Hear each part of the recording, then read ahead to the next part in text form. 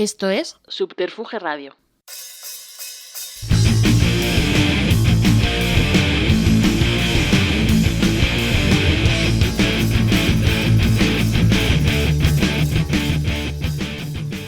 Bienvenidas y bienvenidos a una nueva entrega de Simpatía por la Industria Musical, el podcast donde apenas suena música, pero es de música de todo lo que se habla, emitiendo bajo el dial digital de Subterfuge Radio y realizándolo desde el estudio Alfonso Santisteban de la calle Almirante. Simpatía por la industria musical como canalizador de historias increíbles, de carreras remarcables, de vidas artísticas apasionantes que te permiten el lujo de compartir espacio y micrófono con gente a la que has escuchado, disfrutado y admirado. El invitado de hoy, aún con un perfil mucho más discreto de lo que su obra nos ofrece, ha firmado páginas gloriosas de la enciclopedia musical de este país. Más de 50 años de carrera la avalan para erigirle, sin duda, como uno de los grandes. Un auténtico honor, todo un placer recibir en esta nueva entrega Simpatía por la Industria Musical en Subterfuge Radio, en el siempre deslumbrante estudio Alfonso Santisteban de la calle Almirante, a la palabra y el testimonio del grandísimo Adolfo Rodríguez en los papeles, Adolfo en los corazones de todos. Bienvenidos, Adolfo. Buenos días, Carlos. Maravillosa introducción. Y nada más verdad que de lo que has dicho. Vamos, esto es así. No voy a añadir de momento nada, ¿vale? Pues nada, lo he dicho, un auténtico placer, un honor. Y bueno, lo primero también quería dar, que no ha podido venir a Concha Moya, bueno, por ese libro, por El Camino Púrpura, que ha sido la persona que ha intercedido en todo esto. Nada, mandarle el agradecimiento y bueno, menudo regalazo, ¿no? Te han hecho, ¿no? Porque es un libro maravilloso, Carlos, ¿no? Esto ha sido... Yo verdaderamente, con esta edad ya, verdaderamente, como tú has dicho, y con la historia que tengo atrás, no necesito más. Yo me siento absolutamente un privilegiado de la música y de la historia del pop y del rock nuestro. Entonces, el haberme encontrado a través de, precisamente, de Luis Martín, guitarrista de Ronaldos, en un homenaje que se hizo a Lennon, ¿me entiendes?, con otro compañero también, con Javier Polo, y bueno, pues que me presentase finalmente a Concha, que como tú bien dices, ha escrito, bueno, una maravilla, creo, también de lo que es la luz interior de Harrison. Y me dijo, esta chica, me dice Luis, te puede escribir un libro maravilloso y tal. Para mí ha sido un privilegio y una suerte tremenda de encontrarme con esta señorita, sí. Nada, absolutamente nada. Para los que no te conozcan y los que te conozcan, oro puro, porque, bueno, aparte es la historia casi de este país. Bueno, por echar un poco vista atrás por situarnos, eso, naces en Ponferrada, ¿no? Por cuestiones políticas, ¿no? Casi por la de como la de tantos. No del todo. Aunque yo no sé si mi padre estuvo... Bueno, vamos a ver, te lo cuento rápidamente. Verdaderamente lo de Ponferrada en el 48, en junio del 48, que es cuando nací, fueron equipos de aquí de Madrid, como seguramente de otras zonas de España, a construir lo que era la térmica de Ponferrada. Ajá. Que precisamente me ha dado tiempo de hacer todo el recorrido de la vida de la térmica de Ponferrada, porque ahora he ido a presentar el libro a Ponferrada y a decirles, chicos, aquí estoy, pero vine entonces a construir y ahora vengo a tirarla abajo, porque es que es así, verdaderamente. Es un espacio cultural ahora, ¿no? No sé lo que van a hacer con ello, no tengo ni idea de lo que van a hacer ahora, pero es así, es que ahora parece ser que está... digamos que ha tocado techo y ha llegado a su fin. Así que fui con mi padre fue con uno de los equipos de trabajo allí a construir aquello, sí. Pero vuelves pronto a Madrid, ¿no? Regresas a Madrid y os instaláis en el barrio de La Ventilla, ¿no? En un momento complicado, ¿no? Eso sí. Chabolas, chatarrerías. Eso sí, aquello. Y traperías. Y traperías aquí, claro, era digamos que los suburbios ya prácticamente de las afueras de Madrid. Y el inicio en Plaza Castilla, allí con la Copa del Canal de Isabel II, que era la salida, lo que le llamaban la gran carretera, la 1, carretera de Francia. Siempre se llamaba carretera de Francia o Irún. Y es así, en realidad. Y era cuando todavía las calles y las carreteras estaban en ese momento como Nacional 1. Amigos míos, imaginaros ver la Nacional 1 llegar a la Plaza Castilla o la prolongación de Generalísima y ver una carretera bombeada todavía, que entonces todavía era de cantos, era de adoquines.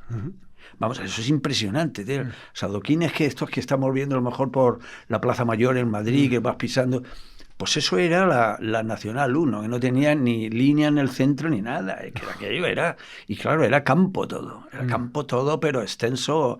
A partir de ahí no existía nada más que terreno ya de sembrados y cosas de estas, donde ahora mismo están las torres y La Paz y todo eso. Sí, allí fui a parar con mis padres, claro.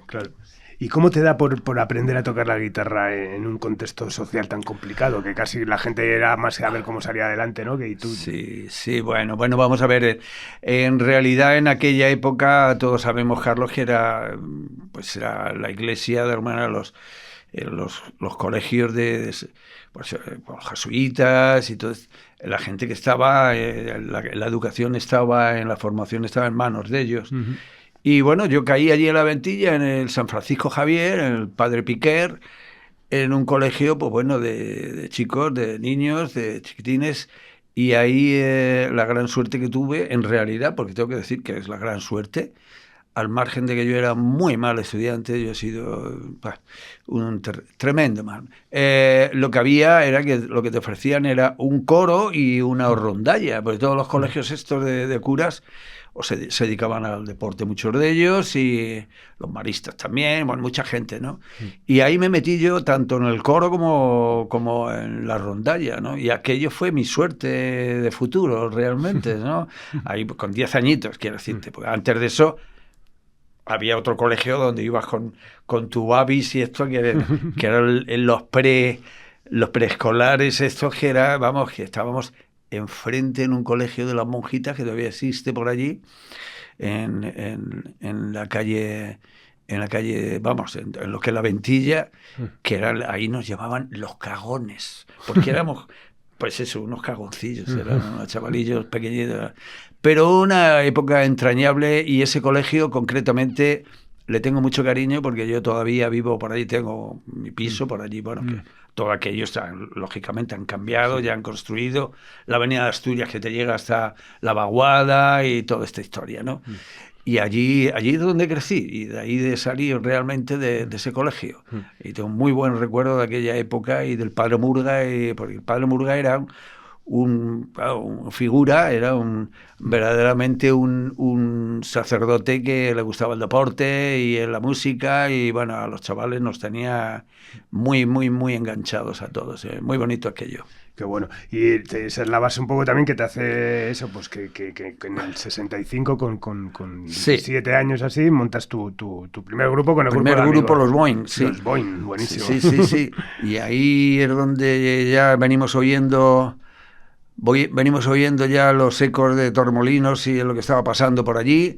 Y claro, los grupos aquí, después de estar en las pandillas y después de ver West Side Story y todo aquello, se empezaron a formar las pandillas que entonces eran, digamos, más descafeinadas que lo que hay hoy en día. Está el tema mucho más serio. Pero entonces era el inicio de todo. Entonces las pandillas del Parral, las pandillas de los Ojos Negros en Port Legazpi, era una batalla campal lo que teníamos y todo por el mismo objetivo. ¿Cuál va a ser? Era la música y las chicas.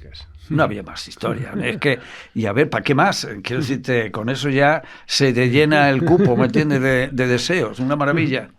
Qué bueno. Ya el año siguiente, el 66, vais a tocar por primera vez a Orense, que ahora puede sonar como, uy, qué cata.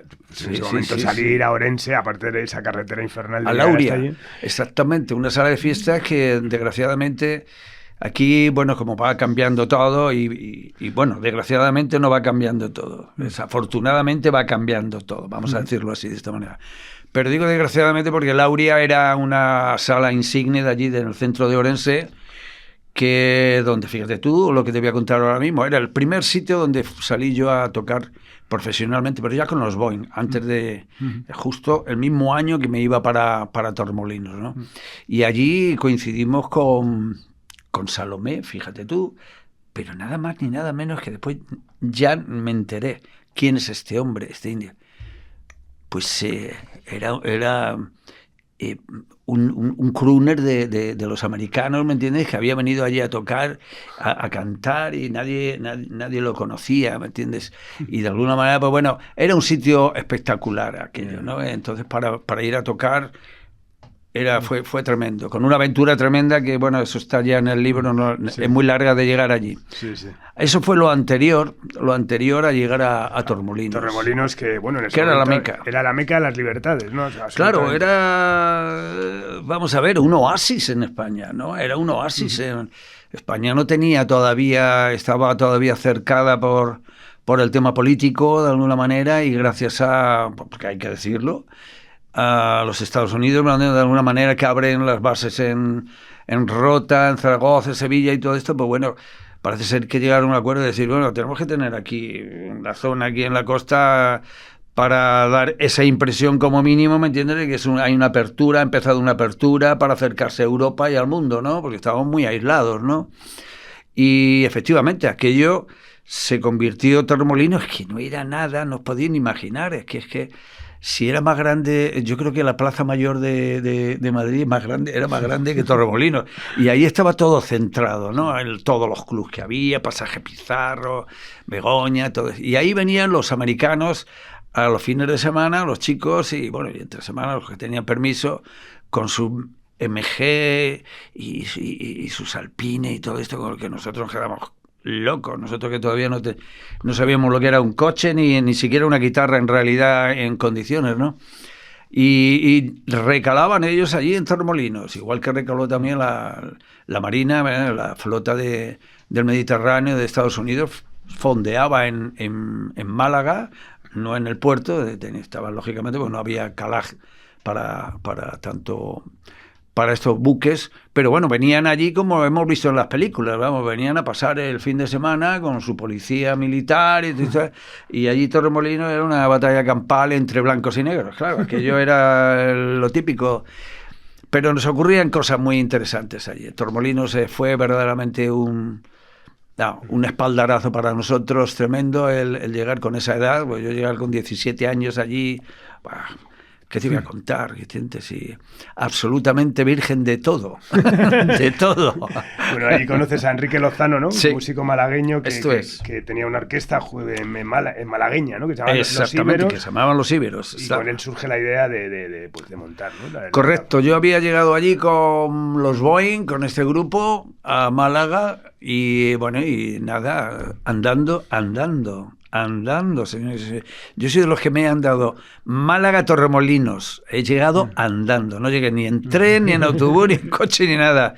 Porque fue así como lo hicimos los cuatro que llegamos de los Boeing allí, dejando los instrumentos en consigna en Málaga. Y efectivamente, Enrique Lozano, que nos sacaba 8 años, ya llevaba 4 años o 5 concretamente en Londres, en Whisky a Go Go y en toda la cadena Hilton, y tocando por Suiza y por Alemania. Y Enrique, pues la historia está así, es que hemos visto que aquí es una movida aquí con ya marcando línea los mismísimos Beatles, ¿me entienden? En el 63 de alguna manera, pues bueno, y todos esos cuartetos, ya no son orquestas, son cuartetos modernos de música con 2 guitarras, que si los Kingel, los Manfred Mann, ¿qué esto qué es? ¿Entiendes? Spencer David Group y todo este tipo de grupos que era una maravilla, ¿no? Los Hollies. Y entonces él se decidió y venir a España a formar un grupo para llevárselo a Inglaterra, Londres. Exactamente, a Londres. Y así fue, me vio allí cantar, me habló conmigo, me eligió, entré y dice, Adolfo, este es el proyecto, vamos a buscar 2 elementos más, y efectivamente, estaba por allí Cristo también, y Diego Cascada con los Buitres, allí tocando en diferentes clubs, y allí se formó el grupo, allí nos juntamos con nuestras mujeres, las primeras mujeres también, porque hay que decirlo, las primeras, porque es que esto es... vamos a ver, que nadie crea que en Torremolinos había mujeres españolas, para nada, es que no era la época todavía. Claro. Las chicas en España tenían que entrar a las 10 de la noche a su casa, y aquello era una zona, nada de Sodoma y Gomorra, porque eso es exagerado, todo eso, vamos, es una caricatura de lo que era. Eran chicas que venían maravillosamente de Escandinavia, de Alemania, de Suiza, de cualquier lado, pero eran chicas jóvenes, muy jovencitas, y esto de la prostitución allí o de esto... No, vamos a ver, libre eran, ¿por qué? Pues porque nos llevaban muchos años de adelanto, claro. Y la postura ante el sexo y ante la relación de pareja, pues era una cosa muy normal, mucho más normalizado, claro. y con muchísimo menos perjuicio. De ahí, de alguna manera, tuve yo la gran suerte de descubrir por primera vez el mundo. Yo era virgen, no, súper virgen era yo en todo aquel tema, ¿no? Y ahí conocer a mi mujer, claro, evidentemente. Yo soy aquel que llegó allí a Torremolinos, aquel español que llegó a Torremolinos, se encontró una sueca y después, al final, se fue con ella para Suecia. Sí, eso lo veremos después. De las películas, sí. Bueno, eso, los iberos venís a Madrid, donde bueno, intentáis empezar a tocar en clubs y que no es fácil, porque en ese no era fácil. Habría muchos clubs y habría ya propuesta. Pero conseguís empezar a tocar en el Nicas, ¿no? Sí. El Nicas me interesa muchísimo porque, joder, la verdad es que es la importancia, ¿no? Al final de ese sitio. Ese sitio era insigne, verdaderamente. Lo llevaba Jaime de Mora y Aragón en su momento, lo llevó aquello. Aquí fue un sitio muy, muy curioso donde había que ir, claro. Nosotros cuando llegamos a Madrid, cuando llegamos allí el cuarteto, que nos hospedamos ahí en la calle Atocha en una pensión, pues bueno, nos tocaba patearnos en Madrid para buscar trabajo y cosas de estas. Cosa que entonces no era tan difícil en base a que... ¿Y cuál era el proceso? ¿Realmente ibais a los clubs a ofreceros? Íbamos, exactamente. El tema era tomar contacto en los clubs, porque la gran suerte que había entonces era que, a diferencia de ahora, es que todas las cadenas de cines, vamos, la cadena Consulado, que tenía un montón de salas por Madrid, la cadena Imperator también, con Imperator, Paraní, igual que la cadena Mónaco también, donde estaba Abad, que era entonces Carabel, que era precisamente los bajos del Pachá y todo esto. Teníamos una cantidad de trabajo tremendo por todos lados. Hay que decir esa debajo, los cines tenían Los cines tenían, exactamente. Y era una sala donde, vamos... ubicaban allí a 2 grupos, vamos, siempre había, y era diario además, claro. No era un tema de fin de semana, no, era diario, e incluso con presentadores y todo, vamos, aquello era un derroche de medios. Y allí en Nicas pedimos tocar, estaban allí entre ellos grupos como los Impala, que venían, un grupo que hacía Beatles maravillosamente, unos venezolanos tremendos, eran tremendos. Estaban, bueno, los Vampiros también, estaban los Tomcats, ¿me entiendes? También, ingleses. Había grupos, llegaron los Dien también, y todo este tipo de grupos que algunos de ellos vía Torremolinos, precisamente, porque después hemos tenido músicos como Whiskey David y gente de esta que ha grabado era un organista, un tequilista que teníamos también, que vino a través de Torremolinos con un grupo de allí de inglés y se recaló después en Madrid, se quedó aquí, grabó con nosotros con los Cracks, después haciendo con su armónica, haciendo virguerías con el tema de Cánovas del Vividor, muy bien, es la armónica, es la de este señor, igual que para mucha gente. Y allí en Nicas, cuando nos dejaron los Vampiros, que fueron los Vampiros los que nos dejaron los instrumentos para hacer una prueba, simplemente terminamos de hacer la prueba y nos vino un camarero y nos dice, mira, aquel señor que hay allí, bajito y ya empezaba, ya estaba un poquito ya mayor, así tal, que está con el puro y el whisky, quiere hablar con usted. Y mira, bueno, resultó que era Fernando García de la Vega, que era de alguna manera el productor de Scalanifi, y nos contó la historia. Dice, chicos, tengo este programa, os interesaría y tal. ¿Cómo no nos va a interesar? Si estábamos a un canino, vamos, a un plato de lentejas y unos boquerones. Estábamos en este plan. Y ahí fue cuando recalamos en Madrid nosotros y empezamos a frenar un poquito el tema de irnos a Londres, ¿no? Inmediatamente salió también, ahí estuvimos 6 meses. 6 meses haciendo versiones. Versiones, claro, porque ahí hacíamos el top of the top que venía de Inglaterra y las listas también americanas, que bueno, que introducíamos nosotros los temas. Toda la semana nos tocaba de alguna manera grabar un tema para cantarlo, porque además lo cantábamos en directo. Sí. Lo grabábamos primero, se grababa primero en los estudios de Columbia, y después se emitía en directo el fin de semana, ¿no? Cosa que es una pena para nosotros haber perdido todo ese material, porque, bueno, no lo hemos perdido solamente nosotros, sino que todo Scala Nifi no existe prácticamente nada más que, según Mochi, de alguna manera, pues bueno, la introducción que la hacía él, concretamente, y el resto, porque las cintas, pues como lo que estamos diciendo, los medios que había eran, hasta la mismísima televisión le parecía muy caro usar una cinta nueva, y así que la misma banda que se usaba de una semana a la otra se borraba. Fijaros lo que era una barbaridad hoy en día decir, pero ¿cómo es posible? Pues sí, se perdió todo aquel material y es una pena, pues son 6 meses, 6 meses que nosotros estuvimos, pero otra gente tuvo más tiempo, ¿no? Y en un momento que, claro, único canal de televisión y la importancia, ¿no? Ahí ya conseguís éxito, por lo menos a nivel popular, ¿no? De fans. A nivel popular, tremendo, porque ya veníamos nosotros preparados de Torremolinos, que ahí nos dimos unos tutes a practicar las voces, porque todo esto en aquella época era la gran época de los grupos de voces, marcando Beatles el camino, ¿me entiendes? Pero después los King y Manfred Mann y los Hollies y todo este tipo de grupos eran todos de voces, ¿no? Entonces nosotros nos dimos una panzada a montar temas tremendos, pero sobre todo este repertorio que nos facilitó Scala Nifi fue tremendo para dar una popularidad aquí en Madrid tremenda, y inmediatamente nos salió trabajo en la cadena Consulado, igual que en Imperator, igual que en Mónaco, y ahí fue donde se forjó de alguna manera, digamos, todo el ambiente alrededor nuestro para ir a clubs y esto, que era una maravilla, porque claro, el repertorio de Íberos era un repertorio privilegiado, nadie lo tenía, porque a nosotros nos llegaba un material que a nadie le llegaba tampoco. Entonces hay que tener en cuenta también que aquella época todo ocurría muy rápido, la evolución que había en 2 años, esto era tremendo, ¿no? Porque era ya aparatos, guitarras, instrumentos, las boutiques, los managers, todo era nuevo, ¿no? Y en 2 años aquello surgía de una manera tremenda y claro, pero ahí nos quedamos nosotros en Colombia y podemos seguir con Emilio Santamaría, que fue cuando tuvimos precisamente la mala fortuna con Emilio, muy bien, ¿no? Quiero decirte que no estupendamente, este caballero era un figura dentro del mundo de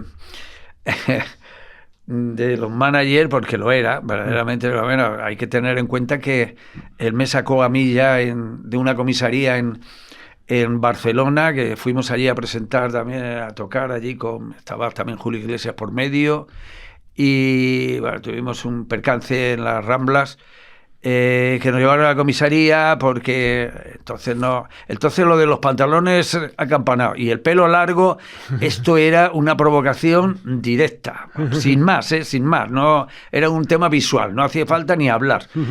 Y bueno, tuvimos ahí un percance que nos llevaron a la comisaría, y al final resulta de que a mí me dieron una bofetada pues por mirar en el hall, en un policía, un gris, yo no tenía que ver, estaba y me dice, ¿usted qué está mirando?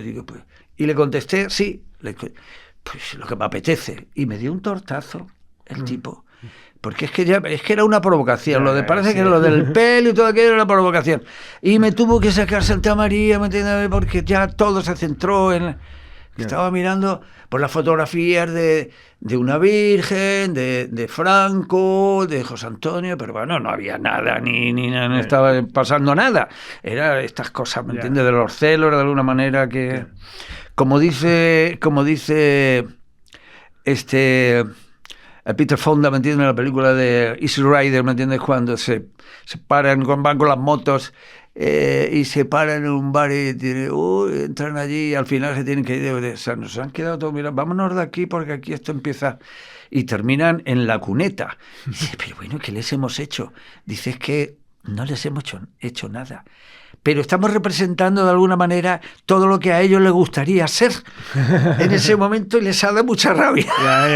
Pues esto es lo que ocurría en muchos momentos, sin pasar más. Bueno, Emilio Santamaría, que fue un grande, que además forjó muchos los cimientos de la industria grupos y de la industria, exactamente. Padre de Maciel y bueno, un referente tal. Ya tenéis ofertas en ese momento discográficas que no aceptáis, y justo llega pues lo que les pasa, joder, desgraciadamente en la historia de la música, un accidente, ¿no? Un accidente muy desafortunado aquello. Veníamos de cantar con Maciel. El Diego, el batería, se salvó de la historia porque traía el coche de Maciel y su padre, vamos, y Santa María, y nosotros con la furgoneta nuestra y tal. Bueno, la furgoneta nuestra no, era todavía del técnico nuestro y tal, José. Pues nada, en Villa Castillo salimos de la carretera y, como hemos dicho, aquella fue una época donde la carretera se cobraba su tarifa, ¿sabes? Era tremendo, y sobre todo porque entonces es que éramos muy ricos, quiero decirte, era un tema también económico, que tocabas en los sitios y por ahorrarte de alguna manera lo que era la pensión o quedarte allí a dormir, pues, había que venir, había que volver durante toda la noche conduciendo, y así ocurrían las cosas como les ocurrió a mucha gente, a Cecilia o a Los Ángeles, quiero decirte, a mucha gente, ¿no? Entonces, esto es lo que fue. Y a raíz de esa historia vino el declive nuestro, porque el que peor salió de toda esta historia fue precisamente el líder, que era Enrique Lozano, que era el que dirigía el grupo. Era el que se supone que nos iba a llevar a Londres y toda la historia. Yo ni Cristo, ni Diego, ni yo éramos capaces, era un joven. Yo nunca he sido, además, tampoco precisamente una lumbrera a la hora de tener que montar un negocio. A mí la vida no me ha llevado por ahí. A mí la vida me ha llevado por otros derroteros, porque la escala mía de valores no tiene nada que ver. No soy tan pretencioso. Yo soy, de alguna manera, puedo ser lugarteniente tuyo, ¿me entiendes? Te puedo apoyar en un proyecto, pero yo no soy motor de grupo, ni de negocio, ni de nada, ¿no? Yo me mantengo, cada uno al César lo que es del César. Y a mí me ha bastado toda la vida con subirme al escenario y cantar y hacerlo lo mejor posible, y hasta ahí he llegado. Ni mucho más, ni mucho menos. Pero que es mucho para mí, porque la vida, como digo, no es mi objetivo, nunca fue del todo mi objetivo la música, ha sido mi medio, ¿no? Como en el libro que ha escrito Concha Moya, ¿no? Sí. Es el camino púrpura, es el camino, de alguna manera, del espíritu, de la aventura, de la música, ¿no? Y por ese camino he seguido toda mi vida, porque he vivido de ello, verdaderamente he vivido de ello, lo cual estoy muy agradecido a ello. Pero no he tenido esa necesidad vital de convertirme en algo puntual y localizable, ¿no? Porque yo he sido siempre me he sentido toda la vida elemento de grupo. A mí me ha gustado tener compañeros, y la pandilla es la pandilla.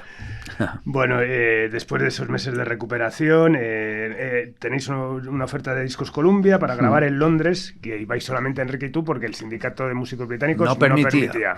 Exactamente. Ahí no permitía el sindicato a nadie, y entonces, pues bueno, nos lleva Decca para allá. Grabamos allí esta producción maravillosa de Abu Raymond, que era el arreglista, y bueno, pues estupendo, aquello fue estupendo, ¿no?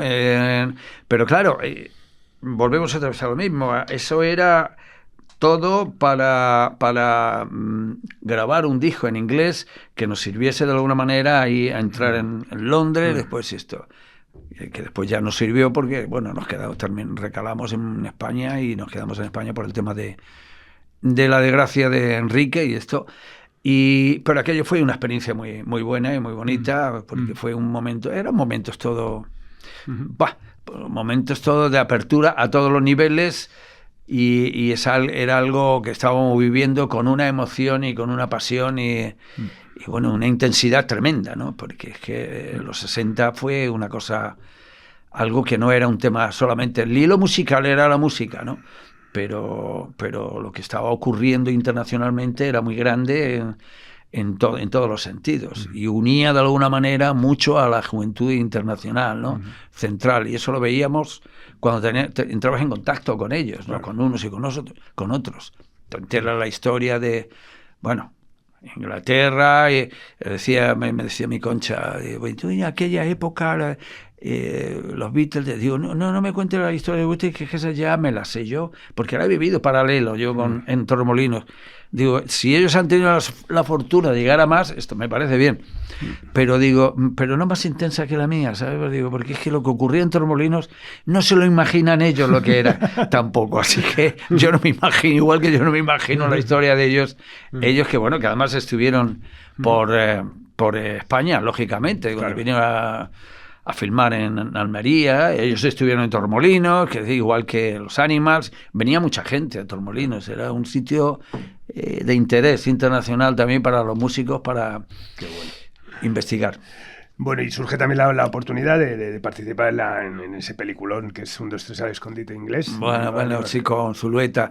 Nada, muy bien eso. ¿Cómo surgió la oportunidad? ¿Lo conocisteis a él o fue una selección? ¿Alguien hizo un poco la curatoria? Estaba ahí también José María Íñigo por medio y entonces, pues bueno, como estábamos en contacto por vía, lógicamente, del tema de musical, en la serie, entonces eran los matinales también que se tocaba en la serie y todo esto. Bueno, nos surgió a través de él, tengo que decir, ¿no? Porque estaban reuniendo a grupos, ahí estuvo también Dien, entre ellos, y bueno, fue así, no fue nada más especial que eso. Había que...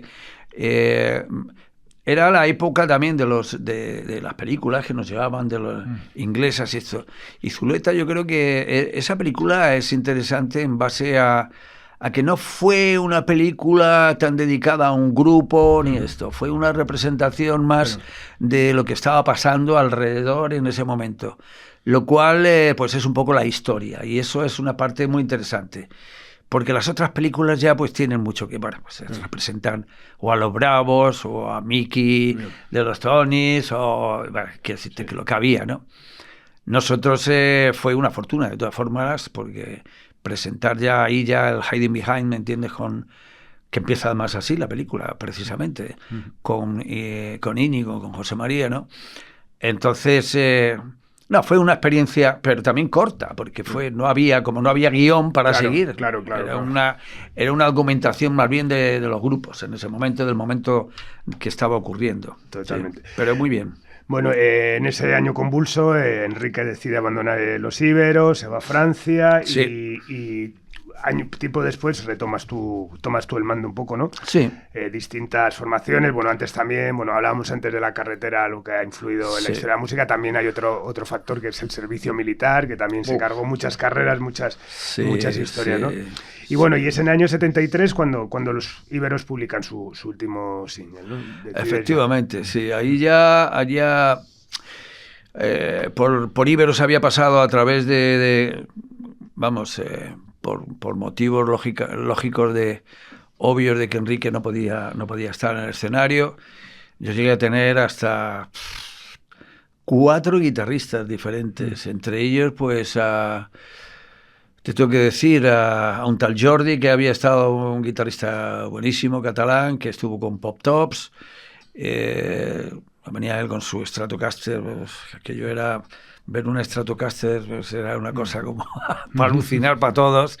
Sí, estuvo Alex también, que era el segundo guitarrista que tuvo Pedro de Lone Star, también buenísimo guitarrista, también ese venía nada más ni nada menos con una Les Paul. Es que todo esto lo tengo que decir así como algo que no os podéis imaginar, chicos. Esto era tremendo ver esos instrumentos en ese momento, ¿no? Yo todavía conservo una guitarra que me vendió un canario, porque estaba muerto de hambre el hombre, igual que yo, pero bueno, en realidad no me acuerdo ya ni siquiera cuánto le pagué, pero estoy seguro que no le pude pagar muchísimo, porque yo me mantenía con un vaso de leche, ¿me entiendes? Y un bocata de salchichón para tocar ahí en Torremolinos. Y se la compré allí en Torremolinos, ¿eh? Vamos, quiero decirte que una Telecaster que todavía la tengo ahí. Y ahí, bueno, pues entre ellos, pues estaba también, mira, ayer estuve asistiendo a la presentación del libro de Brincos, Miguel Morales y todo, y con Manolo, que estaban los únicos que quedaban de aquella época, y el libro precisamente de Miguel Morales, de Brincos, hay uno de los componentes, de los muchos que hubo, lógicamente, que es ¿Cómo se llama el colombiano este? Ahora te lo diré. Sí, porque yo llego, pero se me nota el retraso, chicos. ¿Comprendes? Esto es una cosa normal. No es... Bueno, el día que tuvimos la oportunidad que coincidimos en la presentación del libro de José María Díez Monzón de la historia de Hispavox, sí. Contabas la historia esa, ¿no? De lo que te costó la Carta de Libertad de Discos Columbia. Bueno, ¿no? Eso, sí, claro. Discos Columbia que estaba aquí al lado, ¿no? Aquí mismo. En la calle Libertad, ¿no? Sí, en la calle Libertad, en la Plaza Vázquez de Mella, en realidad. Ahí estaban las oficinas. En Libertad tenía lo que eran los estudios, ¿sabes? Vázquez de Mella ahí, sí. Entonces dices a Enrique Martín Garea que te quieres ir. A Enrique Martín Garea, sí, que bueno, que no nos pusimos de acuerdo porque le molestó un poco o bastante mucho el tema de que al disolverse el grupo de íberos, yo ya le hablé de que me iba a ir había hablado con Rodrigo y con Guzmán y con Cano, estábamos con el tema de un supergrupo, de formar los Cracks, y no, tú te quedas aquí, que tú yo te voy a hacer aquí el solista, yo te voy a hacer aquí el Neil Diamond español. Digo, ¿eso qué es? ¿Qué es eso? ¿Qué es eso? No, yo solista, no, yo no soy elemento de ponerme ahora en plan solista, Enrique, yo no. No, que tú tienes que ser... Porque claro, estas discográficas aquí en España distribuían las grandes compañías, tanto inglesas como americanas. Columbia, pues bueno, pues entonces distribuía Neil Diamond aquí en España y dijo, tú vas a hacer los covers, te vamos a hacer que grabe los covers en castellano y tal. Evidentemente una oferta muy buena, tampoco tengo que despreciar lo que es la oferta, únicamente que yo no me sentía ubicado en esas situaciones. Yo ya.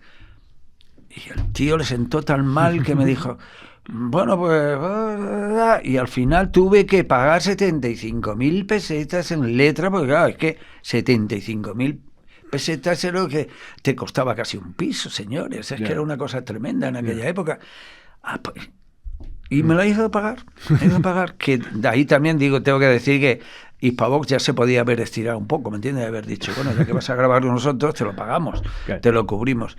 Pero bueno, esa era la historia y el dilema que teníamos ahí una vez con las casas discográficas y otra con los managers, por así decirlo, ¿no? Era con quien había que bregar en esos momentos como artista o como cantante. Bueno, en el 74 te incorporas a esa superbanda que siempre se recuerda, que es Canova, Rodrigo, Adolfo y Guzmán, que grabáis en Hispavox con Rafael Trabuchelli el disco Señor Azul, ¿no? Pues, maravilloso, sí. Uno de los mejores discos de la historia de la música, sin duda, ¿no? ¿Por qué una historia con esos visos que tenía de que iba a ser una cosa de éxito, al final hay desavenencias, lucha de egos, la compañía no terminaba de volcarse? ¿Por qué se termina tan rápido algo que parecía que iba a ser tan especial? Bueno, mira, vamos a ver. De momento, el proyecto que teníamos nosotros, como con ese tipo de herramientas, que éramos 4 cantantes y 4 compositores, y además cubriendo un espectro de los estilos de música tremendos en ese momento, veníamos todo prácticamente desde el pop, country, todo una mezcla, pero sobre todo los 4 estábamos prácticamente en la misma línea, ¿no? Éramos diferentes estilos, pero bueno. El proyecto era el grabar en principio en castellano, porque, como os he dicho antes, todo surgía a una rapidez tremenda, de una intensidad tremenda, todos los cambios que se iban produciendo. Entonces había que grabar, a pesar de que nos llegaba todo lo que nos llegaba del mundo anglosajón, que lógicamente venía en inglés, había que grabar en castellano, ¿no? Bueno, pues nada. Aquí estamos 4 individuos que vamos a tratar de hacer una producción tremenda, ¿no?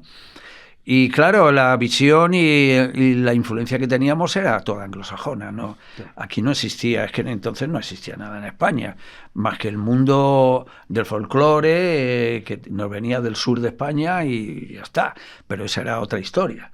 El mundo anglosajón era lo que nos ofrecía el poder grabar con estilos de alguna manera como los que teníamos en ese momento. Y se grabó en castellano. Sí, estupendamente, una producción tremenda llevada y dirigida por Trabuchelli, Rafael Trabuchelli, maravillosa persona que nos ayudó a desarrollar, además, abiertamente. Nos encontrábamos con un productor que te estaba hablando en otro idioma. Algo nuevo en ese momento porque era no te imponía nada, sino te dejaba desarrollar. De hecho, yo cuando grabé el Don Samuel Jazmín ahí, que una cosa que tiene que ver ahora este tipo cantando aquí con esa voz, interpretando, pues sí, pues porque él vio que de ese tema concretamente había que cantarlo así, como se me ocurrió a mí, que no, Adolfo, no, cántalo así, como el Don Hilarión de la verbena de la Paloma, que era ahí me surgió a mí la idea, ¿no? Porque yo tengo una hermana que fue soprano y yo me había chupado con mis padres, sí, muchas, digamos que todos los musicales que era entonces la zarzuela, porque para mí han sido musicales maravillosos. Sí. Y yo ahí vi a este individuo cantar con esa vocecita así, y dije, wow.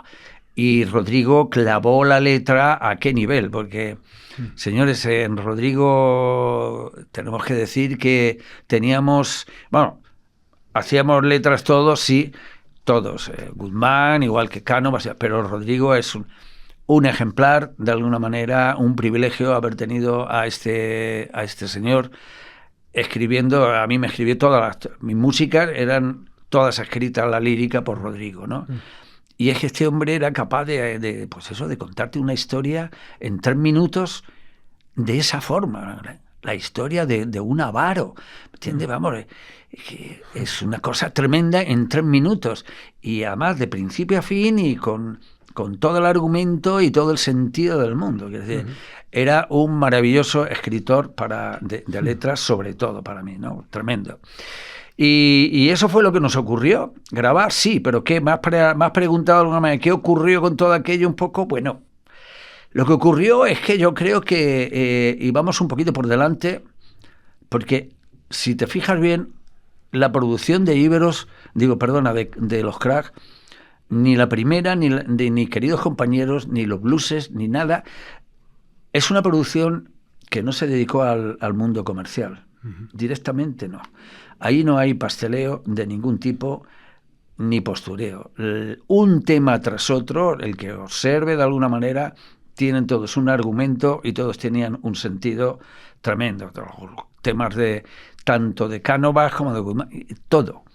Entonces, yo creo que íbamos un poquito por delante en la historia, a pesar de que estábamos cantando en castellano, a pesar de eso. Pero vuelvo entonces a la clave del tema. Nos faltó un director, de todas formas. Nosotros, al final, si ya en una pareja surgen las diferencias entre el hombre y la mujer a la hora de tener que criar un hijo, por ejemplo, o de poner el color de las cortinas, no te digo ya nada, ¿me entiendes? Entre 4 individuos que, pues es que cada uno tenía una carrera individual y nos juntamos para eso. Un supergrupo, sí. Pero eso hay que dirigirlo. Claro. Eso hay que dirigirlo. Y entonces entra de alguna manera los intereses del uno, del otro. Qué tema o qué no tema hay que poner, porque entonces había que poner una cara. Claro. Entonces era una situación muy compleja. Y bueno, ahí empezaron las diferencias y ahí de alguna manera no nos entendimos, no fuimos capaces de canalizar toda esa energía para decir, hay que ponerse en la carretera y bueno, vamos a ver qué pasa. Hoy será tu tema, mañana será el tema de Cánovas o mañana será el tema mío. No, ahí ya nos perdimos por el camino. Y cada uno tomó por su camino, exactamente. Rodrigo tiró por su camino, era músico de sección, de grabación, y se fue con Rocío Jurado, se iba con el dúo dinámico, que ahí se empezó a disolver el grupo, y ahí fue cuando ya mi vida empezó a cambiar otra vez un poco más, claro. Sí, que bueno, la verdad es que claro, estamos hablando, bueno, durante un tiempo estás representando The Rocky Horror Show, sí, ¿no? Que es la experiencia teatral, año 75, solamente realmente habían pasado 10 años de los Boeing, parece que habían pasado ya 40 años de todo lo que habías hecho, y ahí viene un salto ya del triple salto mortal, que es que te vas a Suecia y estás 10 años allí. Sí, porque bueno, el grupo, el proyecto, bueno, el gran proyecto... dedicándote a ser protésico dental. O sea, sí, a empezar absolutamente a nacer de nuevo, porque cuando uno se va, cuando estamos hablando, y fijaros en el momento que estamos ahora hablando, en este momento, todo lo que hay con la inmigración. En el 75, irme yo de España con 27 años, después de 10 años dentro de la música y haber estado en 2 maravillosos grupos, por así decirlo, tener una historia muy interesante a nivel musical, Helen Ify, una película con Zulueta, otra con Ramón Massat y con el guión de Chumi Chumi, Tropical Spanish, con Guillermina Mota, por supuesto, que es una cantante de la nueva canción también, Isa Zatornil. Y bueno, y está en el Rocky. Recalo en el Rocky, que me llama Teddy Bautista y me dice, oye, que aquí hay uno... Empieza la época de los musicales. Jesucristo Superstar, Gospel, todo aquello. Hay un... Dice, tú tienes que... Tú, para el Rocky, ahí tienes un papel divino de Eddie y Dr. Scott, que hice 2 papeles ahí. Ya, y Teddy Bautista era el director musical. Y Franklin, el grupo de Cánovas, era el grupo que tocaba en directo, precisamente.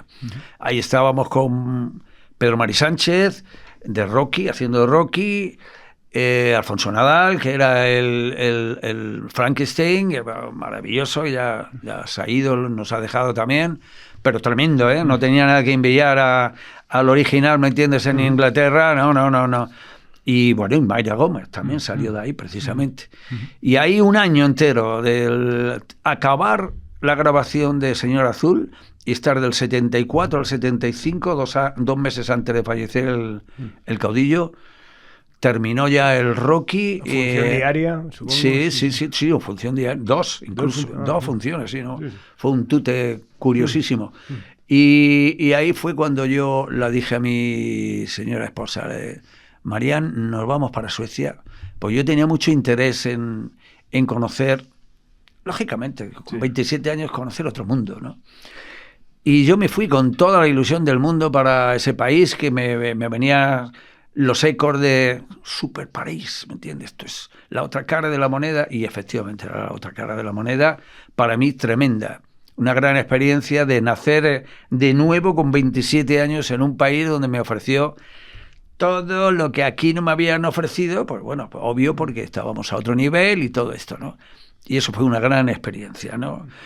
Entrar en una nueva sociedad, en una nueva cultura, con un nuevo idioma y con mujer, con hijo, y encima para colmo me dicen, y mire usted, aquí profesional de la música se tiene, porque yo estaba muy al norte, tenía que decir, en una ciudad que se llamaba Umeå, que era capital de Norrbotten, ahí arriba, en Suecia.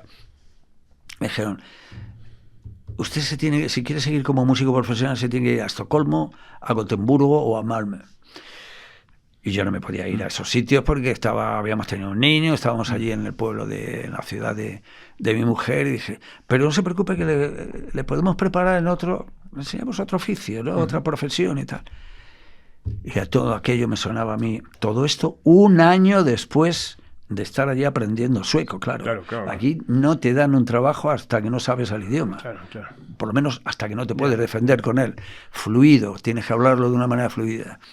Lo cual estuvimos un año entero costeado por el gobierno, porque claro, mi mujer estaba además con el niño y esto. Apartamento, sueldo al mes, todo, una cosa, algo que para mí era estratosférico, todo aquello, ciencia ficción. Aprendí y elegí dentro de 3 líneas que me ofreció el sindicato, vamos, de trabajo.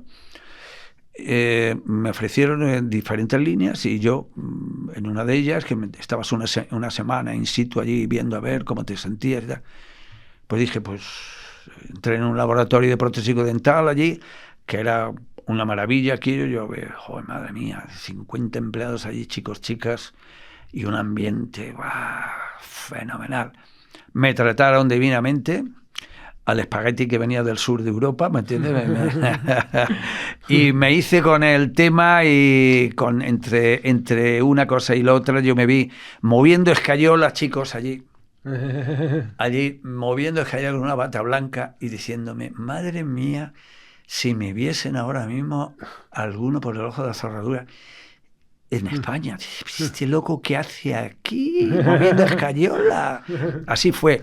Pero nada más lejos de sentir ni inferior, ni frustrado, ni nada. Y estaba feliz como una perdiz. Yo estaba viviendo aquello tremendo, como una experiencia, pues como estoy diciendo, de volver a nacer otra vez. Qué bueno. Estuve tocando con grupos allí, Sí. pero allí les llamaban semiprofesionales, ¿no? Ya. Algo que aquí había que copiar hace mucho tiempo, había que haberlo copiado ya. No se puede vivir de la música si no eres una auténtica figura, no se puede, ni aquí ni en ningún lado. Ya.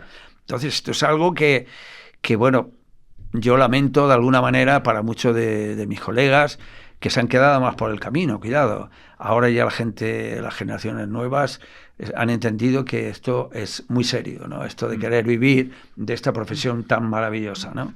O actor, por ejemplo. No se puede terminar en los cafetines como actor de tertulia, ni como músico, ni nada. La vida es la vida, y el romanticismo de alguna manera del arte es muy bonito, pero hay que ser consecuente, ¿no? Y como no seas consecuente, yo desde luego creo que lo fui, totalmente.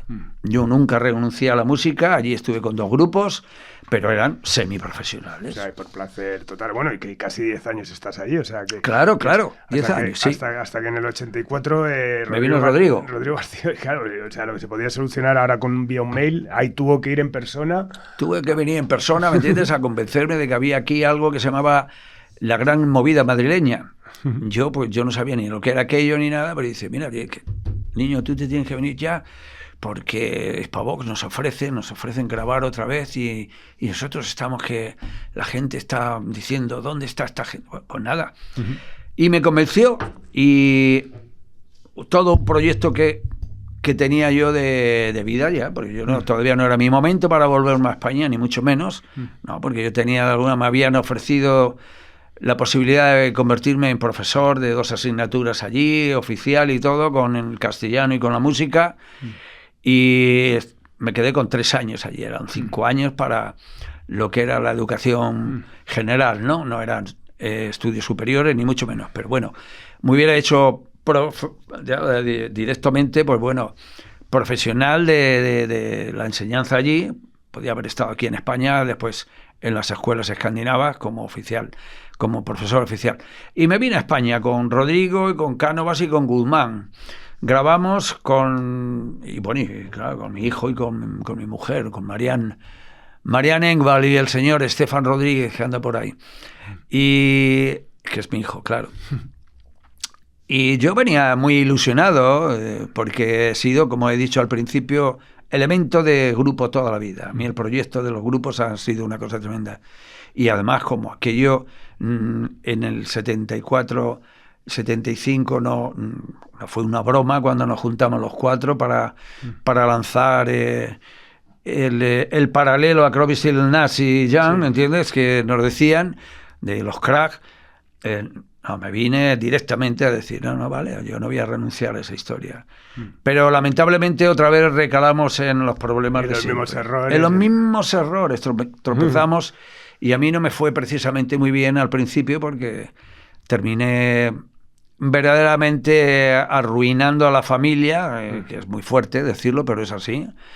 Ya con 37 años, a volver a España, a eso que se llamaba la movida madrileña, que yo aquello no estuve muy de acuerdo con lo que me encontré, porque me hicieron entrevistas para preguntarme, tal como tú ahora mismo, cómo encontraste aquello, qué es lo que te pareció. Y lamento decir que yo en ese momento, me expliqué muy rápidamente, como digo ahora, aquello no me parecía nada más que la gran parada madrileña, para mí no era la gran movida madrileña, pero era por un motivo, y era porque parece ser de que, esto claro, lo fui viendo después, parece ser que los 60 y los 70 no habían existido en España. Resulta que parece que la música empieza en los 80. Y señores, yo después de haber currado como otros grupos de los 60 y los 70, entre ellos vi Mitos, Módulos, Brincos, Los Canarios, Los Pop-Tops, grupazos de tremendo, para encontrarme aquí, yo llegar aquí Y digo, ¿qué es esto que estoy oyendo yo en la radio? A este tío que dice, me cago en tu madre. Muchos vatios de potencia, sí, muchos vatios de potencia, pero no, por ahí no entro yo. Esto no digo más, ¿vale? No digo más, que todo es legítimo y cada uno tiene que defender su momento, ¿vale? Bueno, y me entras a trabajar en un estudio, ¿no? De grabación, sí. participas en Eurovisión con Guzmán, con Cadillac. Sí, claro, con Cadillac, y representando y ayudando de alguna manera, apoyando, pues, a Miguel, a Serafín Zubiri, entre ellos, que estuvimos en Malmö, en Suecia, y con Mikel Erzo también en Birmingham, con Eurovisión, y con los mismísimos Cadillac que dirigía Guzmán en Bergen, en Noruega. Así que la experiencia, no fue un tema para mí, el fracaso de volver a España no fue un tema de falta de trabajo, todo lo contrario, tuve muchísimo trabajo como mis compañeros, porque era la gran época de las grabaciones en los estudios, para tanto de discos como de anuncios, como de publicidad, como, programas en las televisiones, apoyando, ¿me entiendes?, a cantantes que venían de fuera. Y no era un tema de trabajo, ni mucho menos, pero fue el gran fracaso, otra vez, de no poder seguir con la producción de los Crack, ¿no? Esto fue lamentable. Que en el 94, de todas formas hay otra vuelta, ya esta vez Canova se desmarca, ¿no? Sí, y se desmarca, sí. Rodrigo, Adolfo y Guzmán, grabáis un disco con JJ Records, que no tiene demasiada trascendencia, pero sí os invita a tocar, ¿no? Hacéis giras. Sí, estuvimos intermitentemente durante ya, a partir de mi vuelta, tanto se formaron, digamos, tríos como Canova, Guzmán y yo, un tiempo, hasta que Canova se desmarca también por el tema de la truana y de Carmen, que trabajó para los musicales, y con Concha Velasco, y pues volvemos también con Rodrigo, Guzmán y yo, para, como tú estás diciendo, JJ Records, ahí hacemos otra producción, pero siempre con el mismo problema, no una falta de definición a la hora de estar y de seguir la carrera en carretera, como yo decía. Es decir, el espíritu verdaderamente de grupo no lo hemos tenido. Y eso ha fallado, porque nos ha llevado a tener que tirar cada uno por donde ha podido, ¿no? Lógicamente, ¿no? En este caso, hubiera sido la solución nuestra, sí, hubiera sido desde el primer momento haber estado en carretera. Nosotros hubiéramos sido absolutamente convencidos de ello si no se lleva a disolver el grupo. Ese supergrupo del que hablábamos, lo hubiéramos sido rotundamente, no solamente por el recuerdo de la producción que hemos dejado ahí, sino que en directo hubiéramos sido la bomba fijo, porque teníamos todos los recursos a nivel herramienta como músicos y como cantantes y como producción, para haber sido una representación en este país tremenda de como grupo, ¿no? No nos faltaba nada, en realidad. No faltaba nada. Lo teníamos todo en la mano para haber sido eso. Pero no lo conjugamos al final como tenía que haber sido, no lo digerimos totalmente, y fallamos nosotros. Sobre todo fallamos nosotros. Pues no tengo que culpar a la industria. La industria es, como le dije a Rodrigo una vez, y como nos hemos, a la hora de hablar entre nosotros, la industria es igual para todo el mundo. Eres tú el que tienes que entender el mundo. Si tú no lo entiendes, estás perdido. Claro. Si tú quieres cambiar el mundo ahora mismo, porque no, vamos a dejar esto porque es que no nos sale un manager en condiciones, o una casa. Vamos a ver. Señores, no, así no. La casa no empieza precisamente por la chimenea, empieza por los cimientos y tienes que formarlo. Eso es. Bueno, y en el 2004, los 30 años de Señal Azul, los vuelve a reunir, hacéis ese disco recopilatorio fantástico, el DVD Solera Reservada, y que volvéis a actuar tal, y que os empezáis a preparar incluso para un nuevo álbum, pero otra vez llega. Sí, lo nuestro ha sido el Guadiana, ¿sabes? Aparecer y desaparecer. De eso tenemos muy buena práctica nosotros, hemos tenido una práctica maravillosa. No sé ni siquiera, ¿me entiendes?, cómo nos aguanta todavía la opinión de ese grupo mítico. Bueno, pues por las producciones, evidentemente, como he dicho antes, nuestras producciones, desde luego, no fueron encaminadas al mundo comercial. Esa es la verdad. Y yo creo que ahí nos perdimos por el camino un poco, porque este país, como dijo Juan Carlos Calderón, dijo una vez, este país sí canta mucho y esto, pero no le interesa la música para nada. Somos un país un poquito, pues eso, topical, como decía Chumi Chumi, topical Spanish, ¿no? Very different, ¿me entiendes? Sí, somos diferentes, ¿no? Esto no se puede analizar como una cosa normal, ¿no? Entonces, lamentablemente no fuimos capaces de llevar a cabo nunca el proyecto como tal. ¿Y tú crees que habría otra vuelta de tuerca de Crack o ya lo ves? No, imposible, ¿no? Ya imposible. Primero, la espada de Damocles que ataca a todo el ser humano es la misma naturaleza, ¿no? De alguna manera son muchos años, estamos metidos ya en años que ya, a pesar de que te da mucha envidia de haber visto a McCartney, ¿me entiendes? Ahí con 82 años, aguántate la marinera representando, pero claro, mirar lo que es. Ya faltan 2 individuos de los mismísimos Beatles. Que esa espada de Damocles no perdona a nadie. Entonces, el que haya perdido el carro, como nosotros lo hemos hecho, ya no vuelve. Así que quedémonos ahí en esa historia. Bueno, y llegamos a este 2024, donde se ha publicado el libro Adolfo por el Camino Púrpura, de Concha Moya, que pone a Adolfo de nuevo la carrera, y para mucha gente conocemos tu historia en profundidad. Para el que no lo conozca, vuelvo a decir lo mismo, es un libro que más allá de todo es leerlo, porque es historia pura de la música española, ¿no? Y bueno, y te ha permitido también pues hacer ese dúo con Luis Martín de Los Ronaldos, buen amigo de esta casa también. Maravilloso. Y bueno, pues bueno, pues seguir matando el gusanillo haciendo lo que te gusta, ¿no? Bueno, esto para mí, yo siempre he dicho que partiendo en la historia del libro, realmente, cuando hemos partido de que nazco en Ponferrada, parto de la familia. He tenido una familia humilde, mi madre asistiendo en aquella época, porque había que limpiando, digamos, que el polvo en otras casas, igual que mi padre, bueno, termina que fallece con 61 años por haberse caído de los andamios y toda esa historia. Bueno, pues tengo la gran suerte, de todas formas, de tener el recuerdo de unos padres que me dieron una plataforma, digamos, de escala de valores muy interesante, ¿no? Que me ha servido, y he tenido esa gran suerte, ¿no? Eso me ha mantenido a mí en un equilibrio constante, ¿no? Pues no he tenido codicia, no tengo envidia, no tengo frustraciones, no sé lo que es estar, que va, a pesar de los pesares, de los altos y los bajos.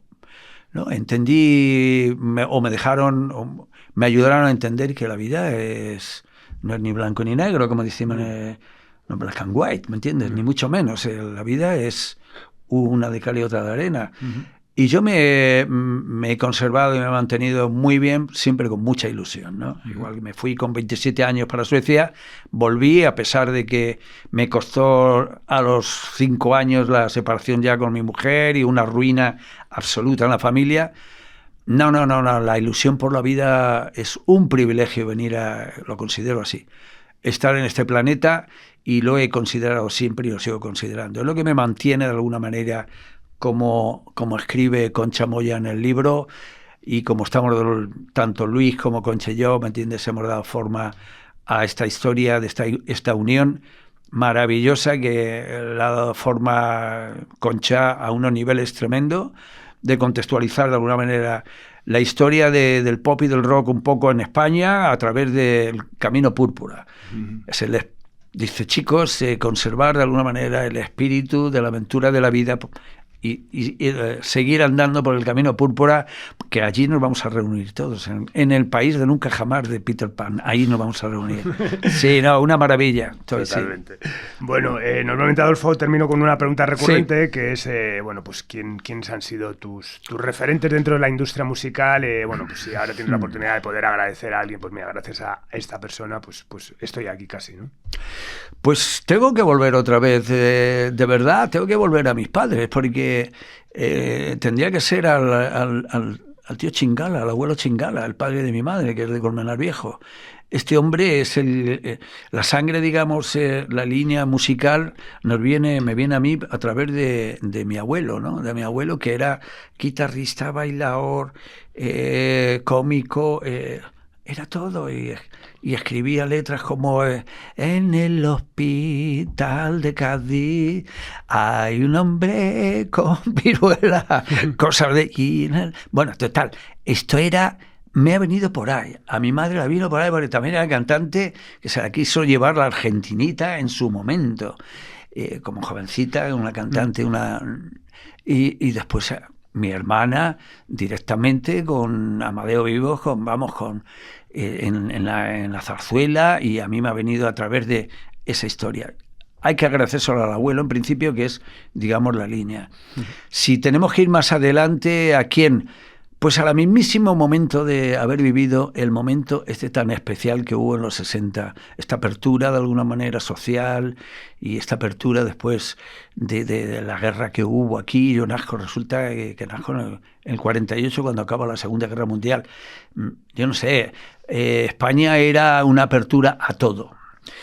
Yo he tenido ese privilegio de haber vivido ese momento tan especial, que el hilo conductor es el camino púrpura, sí, para mí, en este caso, de la música, pero a derecha e izquierda, en norte y sur y este y oeste, era una apertura de valores y de relación humana, social y a todos los niveles, una nueva escala de valores en toda Europa y en todo el mundo, ¿no? Después de la Segunda Guerra Mundial, era una explosión de energía que surgía también con el mundo...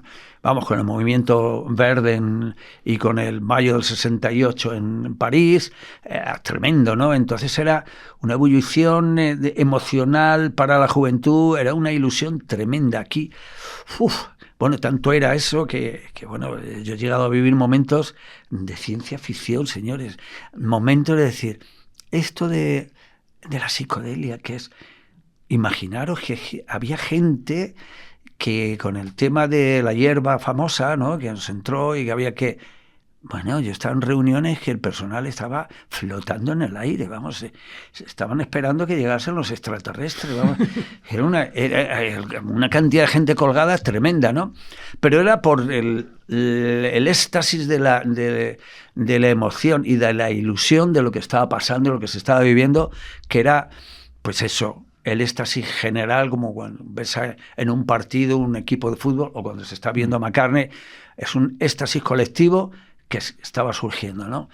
Entonces era ese el momento para mí tremendo, ¿no? Y desde luego, por encima de todo, la movida mía de los 27 de dejar España con 10 años de historia e irme a nacer a un nuevo país y a una nueva cultura, eso ya fue el remate. Ese ha sido el momento álgido de mi vida, absolutamente, a través de mi ex Marianne Engvall, sí. Tremendo. Genial. Pues nada, muchísimas gracias, Adolfo. Ha sido un auténtico placer que compartas con nosotros tu testimonio. Vuelvo a invitar a todo el mundo a que lea Por el camino púrpura de Concha Moya, que es maravilloso. Sí, así que nada, de verdad, muchísimas gracias. Un auténtico placer. Hay que agradecérselo a esta señorita tremendamente, que creo que ha hecho, otro privilegio. Me estás preguntando y es un privilegio tremendo haber tenido a Concha Moya ahí, que de verdad ha desarrollado toda esta historia y todo esta brasa que acabamos de dar ahora mismo por la radio, ¿no?, a nuestros amigos, pero creo que merece la pena leerlo, nada más que por el trabajo de ella. La vida mía puede haber sido la de otro cualquiera, ¿no? Pero el trabajo de ella, de esta periodista, maravilloso. Un beso muy fuerte para todos nuestros amigos y que sí, que lean y que lean este libro de Concha Moya. Muchas gracias. Claro que sí, gracias, Adolfo. Y gracias a ti, claro, por supuesto. Muchísimas gracias. Gracias a esta maravillosa oportunidad de estar aquí Hombre, claro, es que todo esto lo que hay que compartir, que de alguna manera nos lo facilitáis también vosotros. Esto es un placer. Muchísimas gracias. Pues nada, gracias, Adolfo, gracias, Concha, gracias, Luis Martín también, un recuerdo para él, gracias, Fran Leo, que ha estado en los mandos técnicos, y esta vez nos vamos con No creo en el amor, de Killer Barbis. Adiós.